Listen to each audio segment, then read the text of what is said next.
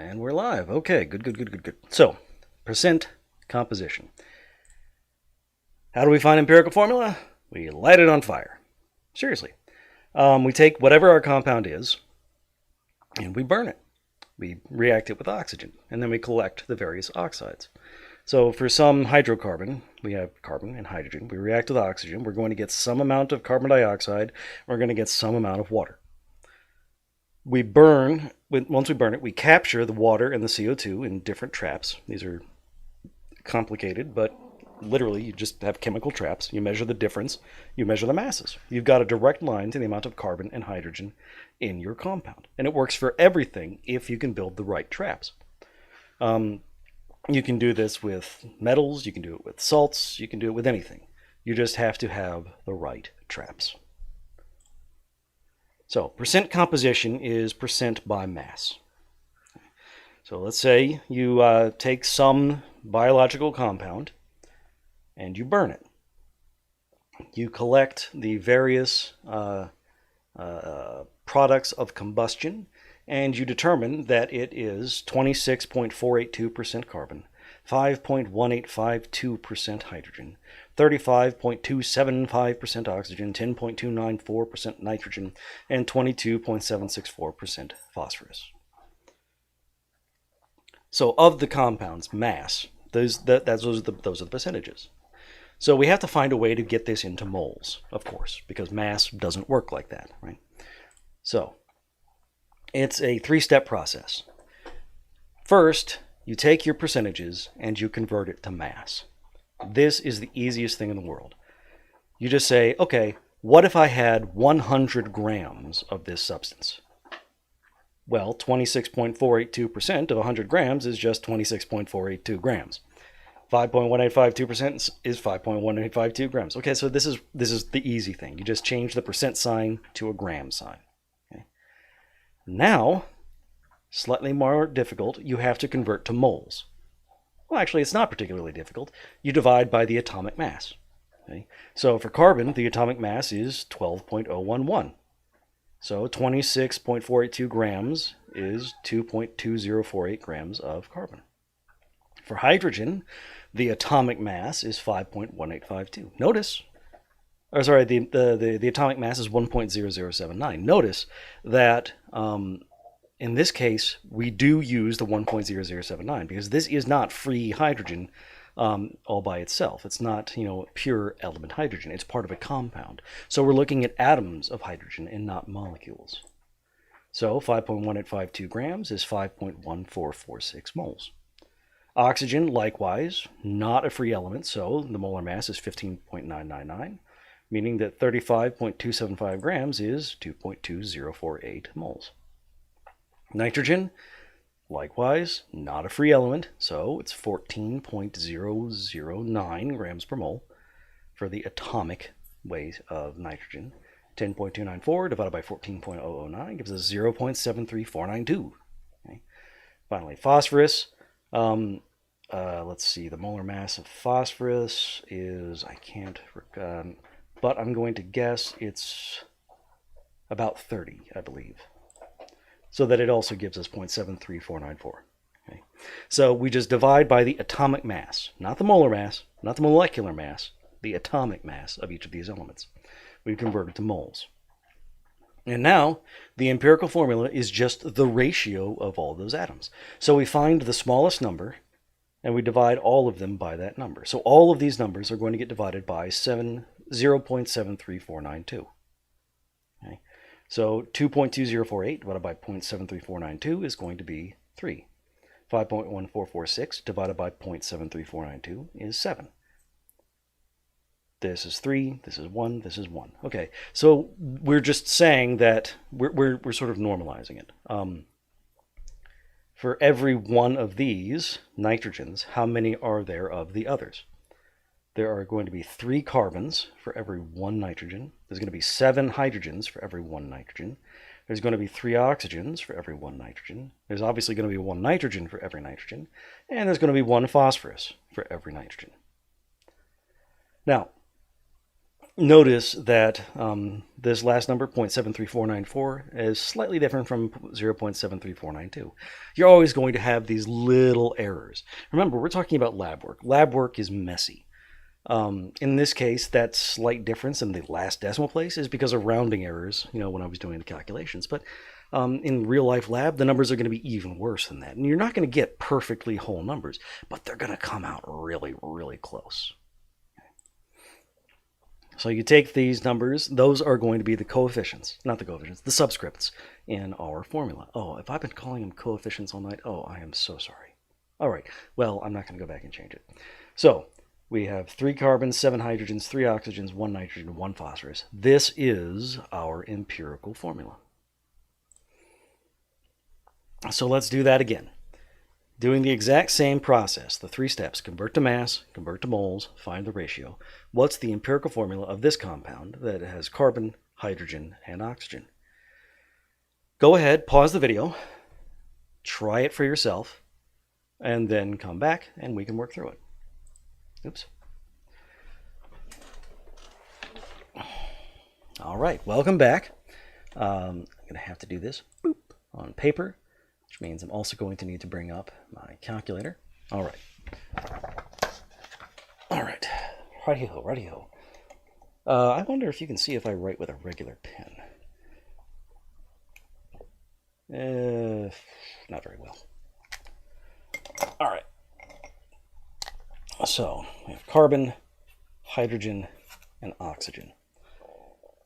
54.530%,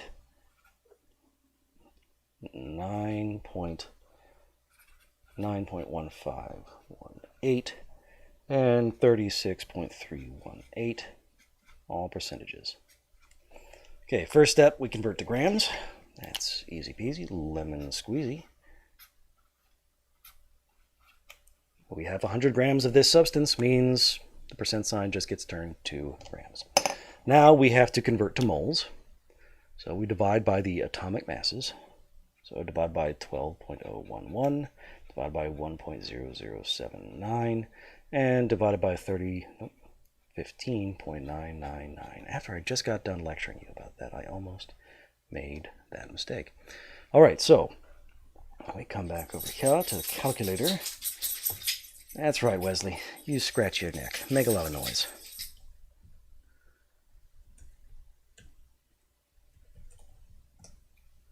So we have 4.5400.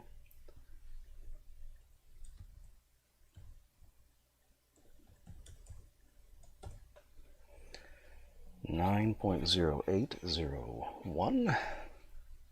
Let's cover that up so that you can actually see. And 36.318 by 15.99.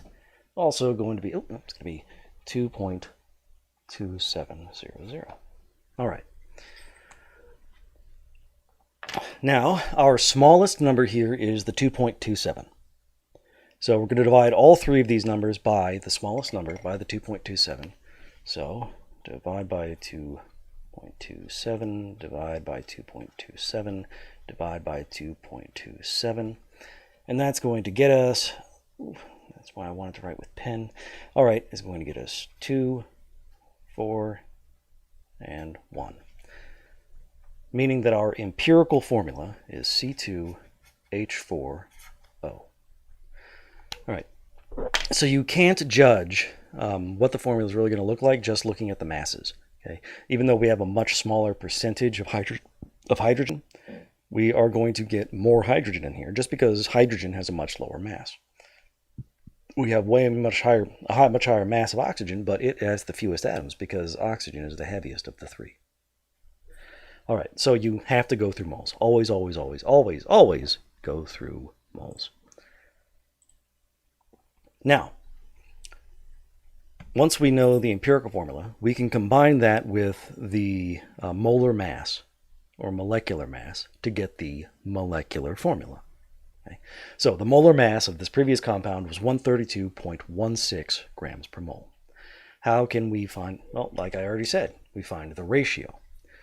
So bring back up my page. our empirical formula, C2H4O, well, that's 12.011 times 2, 1.0079 times 4, plus 15.999 times 1. That's 24.022. Let's see, that's going to be 4.0316, and 15.999.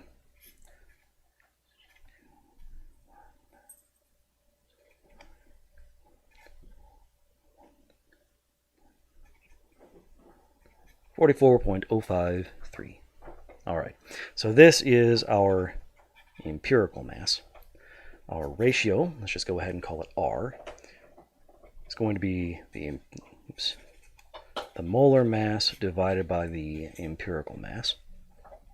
132.16 divided by 44.053 is equal to 3. Now let me go ahead and show you on the calculator.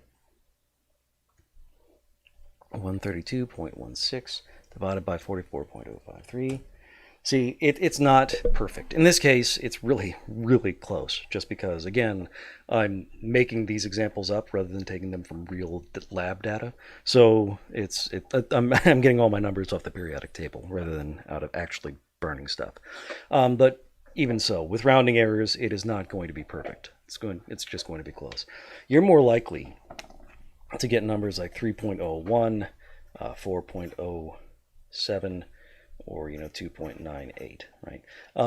And that's fine. You just go ahead and round it to the nearest whole number. Except when you shouldn't. Sometimes things get a little bit further off than that. Okay? So,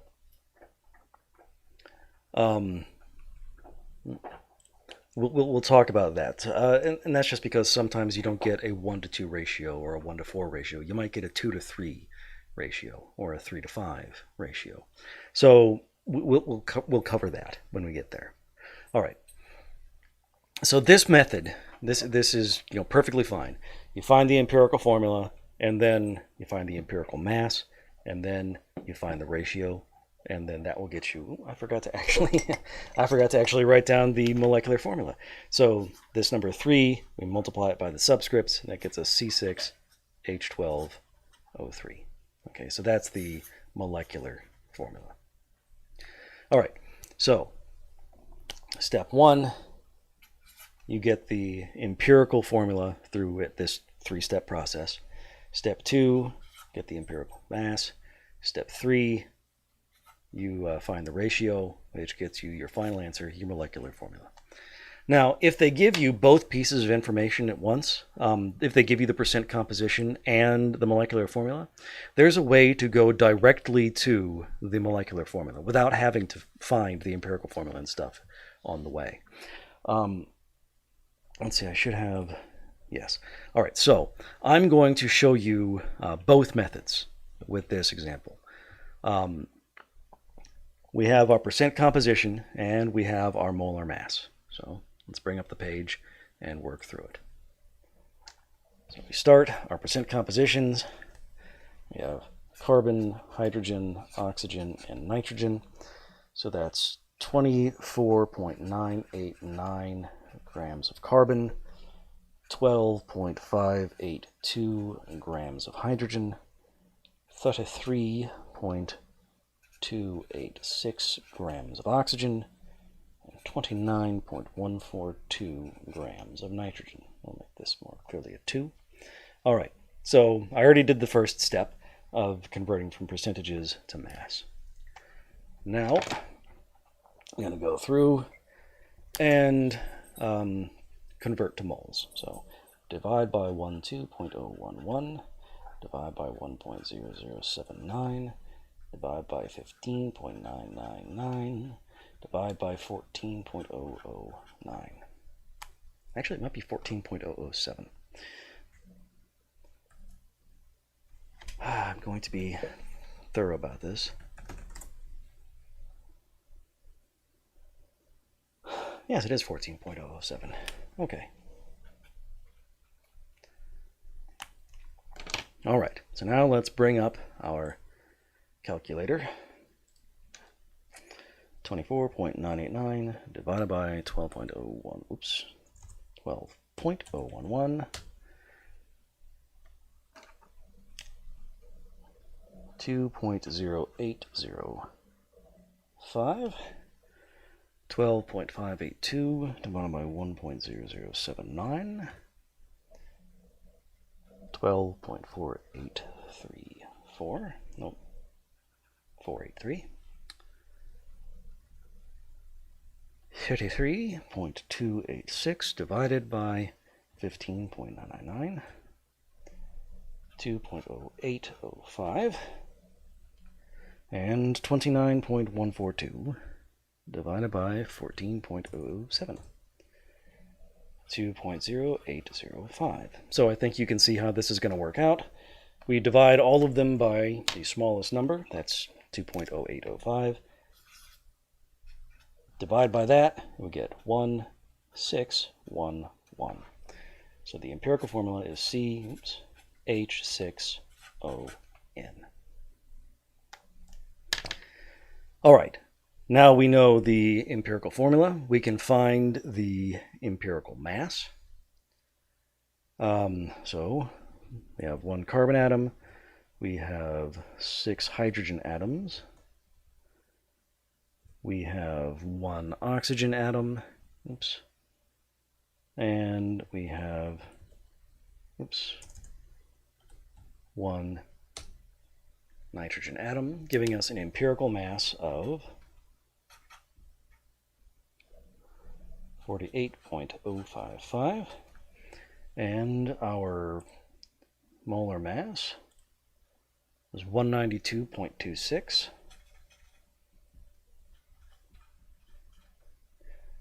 192.26 divided by 48.055 is going to be 4.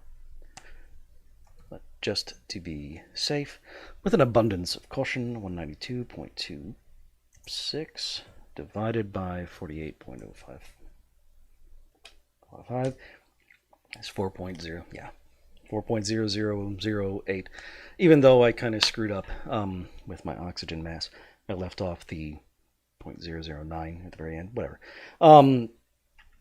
So yeah, the molecular formula is going to be 4 times the empirical formula, meaning the molecular formula is C4H24O4N4. Okay, now we can go directly from percent composition and molecular mass to get to the molecular formula without having to find the empirical formula and empirical mass along the way. So what we do there is, go ahead and write it out. We're still using the percentages, but we're not going to convert to mass. So 24.989%, 12.582%, 33.286%, and 29.142%. So to get directly to the molecular formula, we're still going to use these numbers. We have to. But now, instead of converting to grams, we are going to take a percentage of the molar mass. So 192.26. A student introduced this to me a few years back, and I kind of love it. So we're saying if we have 1 mole, we have that many grams. So what percentage of that mass is carbon? So 24989, so 24.989% of 192.26 is 48.044 grams of carbon. 12.582%, or 0.12582, of 192.26 means that 12% of our carbon, or 12% of our thing, that means we have 24.190 grams of hydrogen. 33.286% of 192.26 means we have 63.996 grams of oxygen, and 29.142% 192.26 means 56.028 grams of nitrogen. Okay. So if you were to add all of these together, you would get the original 192.26, because these are just, what percent of the thing is carbon, what percent is hydrogen. And now we convert to moles, and this is where you see the neat bit. So once again, we divide by the molar masses, the atomic masses, so 12.011, 1.0079, 15.999, and 14.007. And when we do that, 48.044 divided by 12.011 is 4. 24.190 divided by 1.0079 is 24. 63.996 divided by 15.999 is 4. And 56.028 divided by 14.007 is 4. So by doing it this way, we proceed directly to the subscripts in the molecular formula. C4, H24, O4, N4.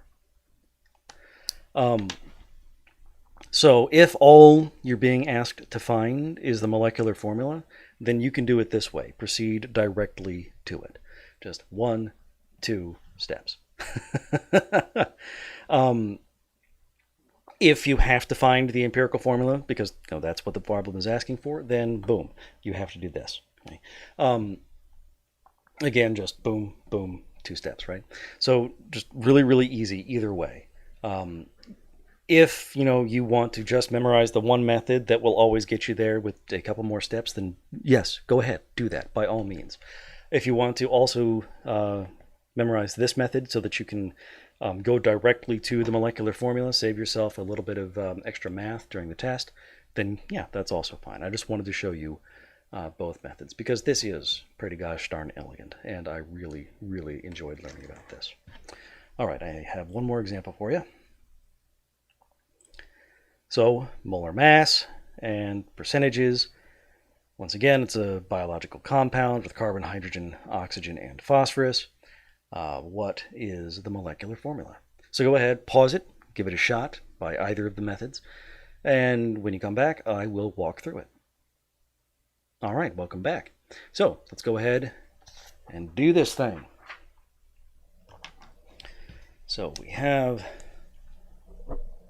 carbon, hydrogen, oxygen, and phosphorus. 15.009% carbon, 6.2976% hydrogen, 39.986% oxygen, and 38.706% phosphorus. Our molar mass, I'm just going to go directly to the thing. Molar mass was 240.068. Well, it's the same all the way down.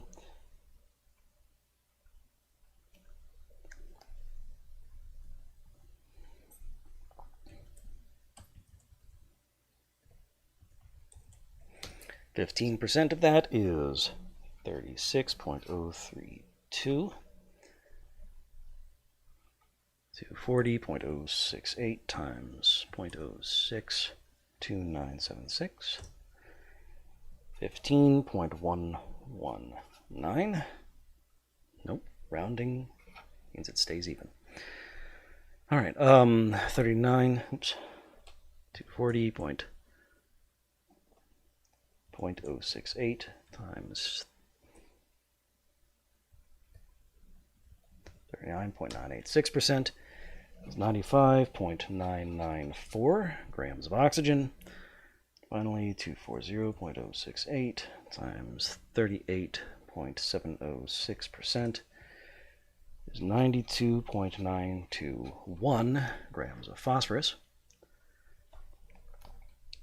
We divide by the molar masses, or the atomic masses, 12.011, 1.0079, 15.999, and 30.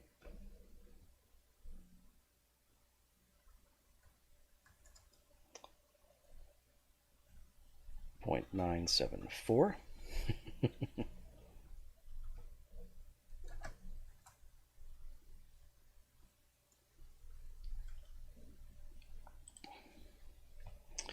That means 3, 15, 6, and 3.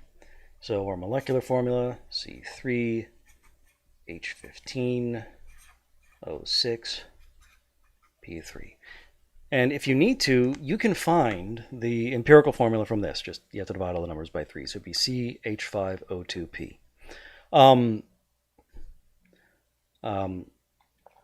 So I like this just because it gets you directly there with a little bit less work. Now you have to know the other method because sometimes they don't give you the molecular formula or the molar mass, the molecular mass. They just give you the percentages and ask you for the empirical formula. So you have to know the other method. This one is a little bit more esoteric, but it is a very common problem. So you might as well have that in your pocket as well. All right. So that is it for these examples. That means that's the end of it for this set of slides. So I will see you in about 5 minutes for the next of these videos. See you around.